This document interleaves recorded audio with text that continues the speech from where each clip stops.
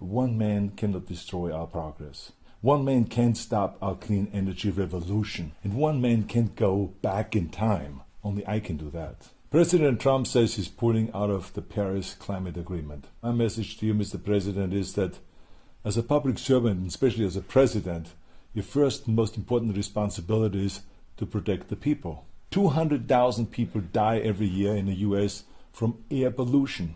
And that half of our rivers and streams are too polluted for our health. We can't sit back and just do nothing while people are getting sick and dying, especially when you know there is another way. Mr. President, I know that it can be easier and more comfortable to look backwards. And to many people, the past we know is less scary than the future that we don't know. But some of us know what a clean energy future looks like. And it isn't scary. We have seen it in cities and states and all over the world. In fact, we know that the dirty energy future with asthma, emphysema, and cancer is much, much more terrifying. So please, Mr. President, choose the future. No one remembers the people who told President Kennedy not to go to the moon. We remember the great leaders. The great leaders that don't walk backwards into the past, but great leaders that charge forward towards the future.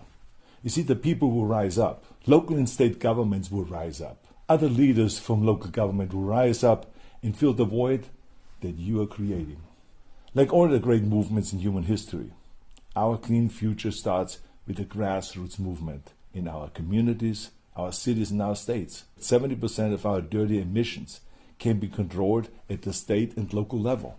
We can't leave it to Washington, D.C. to lead. No, we need to do it ourselves. As a matter of fact, when I was governor of California and Washington failed to lead, we passed the strictest environmental rules in our country. And our economy is now booming.